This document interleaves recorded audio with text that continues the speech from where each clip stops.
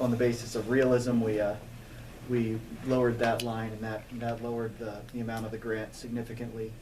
There were a couple items that increased, including the coordinators. That would be my salary line item, as well as the dry ice line item, as we're planning to ship more often this year, so we can keep a more real-time idea of what's going on with the virus. Those are some of the highlights, but other than that, the grant is essentially the same as in previous years, and again, education and mitigation of mosquito populations in order to keep West Nile at a minimum is the primary goal. And it's, of course, 100% state funded as always. Great. We'd like to, if there is an opportunity to have a motion, and then we can have discussion if there are any questions. Also move, and I do have a question. I'll second it. Okay. And a question. Sure.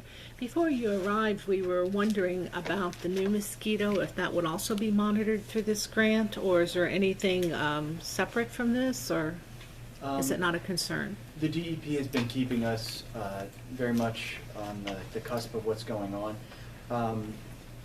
The virus that you're referring to, Zika, that's what you're referring to, I assume. It came to South America as of 2015, and it spread rapidly through South America.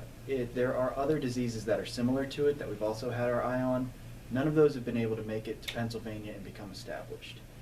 We do feel that the same thing will happen with Zika, that it won't become a rampant problem in Pennsylvania. But to answer your question more directly, we don't have the testing supplies to test for Zika in Pennsylvania. The CDC does have them, and if we have cases in Pennsylvania, I'm sure that there will quickly be a response that we will start testing the mosquitoes.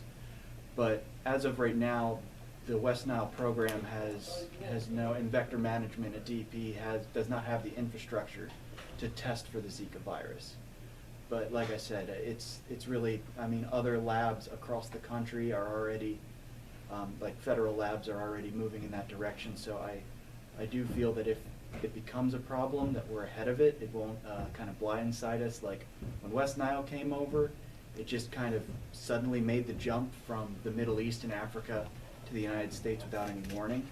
In the case of Zika, we're aware of it, we're keeping an eye on it, and I think we'll have a good response if it makes it here, but we do not expect it to. Jamie? Is that because of the climate? Primarily, yes. It's just, and in addition to that, we have higher living standards in the United States, which can make it more difficult for diseases to be spread. One of the big reasons that we don't have malaria, even in Florida, which has similar climate to a lot of the Caribbean, is that we use screens.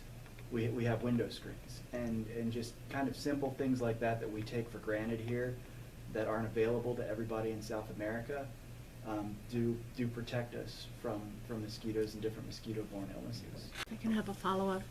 The one thing that was troubling, though, is that it was spread by sexual conduct, and I wondered, I mean, that's a whole different element. It is. With travel and people going to Florida in the winter, and Yes. it is, so you can't just monitor the mosquitoes, is that correct? Are the doctors prepared for it, or is that beyond your scope?